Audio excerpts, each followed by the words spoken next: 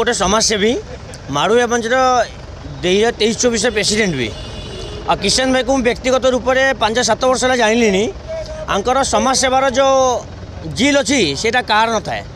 ये सब बेले राति अधे भी लोकों सेवार जो देखिए असुविधा अच्छी से जाकि सागे सागे पहुँच जाइए तो ये जब जितने ताले मैं भावी समाज में बहुत बढ़िया काम करेंगे।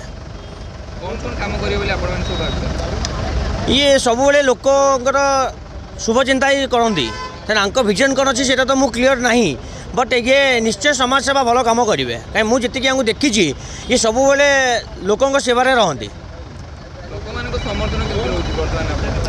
मो मत तो ये जितकी अच्छा आम समर्थन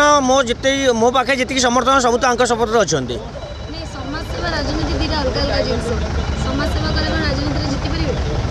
मत लगुच जीति पार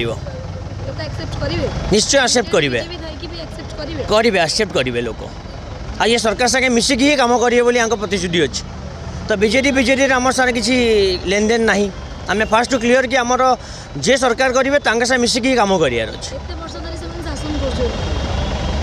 शासन रे जहाँ तो अच्छी त्रुटि न त्रुटि से तो अपन देखुं सी भी जानूँ ताकू नहीं कि से काम आरंभ करेंगे। ना किशन कुमार बलोडिया मु आज भुवनेश्वर सेंट्रल रू इंडिपेंडेंट कैंडिडेट हिसाब सब कलेक्टर ऑफिस रे नामांकन पत्र देवाई जाऊँगी जो समाज को आम सर्विसटा देचु 8 वर्ष है आज समाज सेवी सोशल सर्विस सब देचु एवं पॉलिटिकली आगे बढ़ी आउ टे भल सर्विस दे पार्बू कहीकि पॉलिटिक्स रे आसीचु तेल भी आगे आम गोटे जगह स्टार्ट करूँ जो आम घर तैयारी करूँ तो प्रथम जमी नाई करती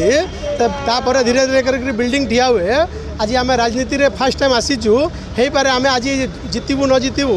किंतु आम फ्यूचर एटा प्लानिंग करचु कि आम जितबू जितिक आसबू और सरकार संगे भल काम करूँ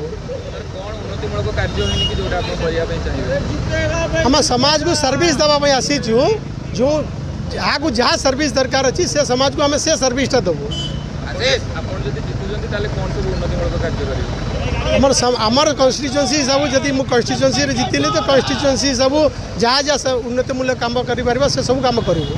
तो प्रथम जितिक आसला आमर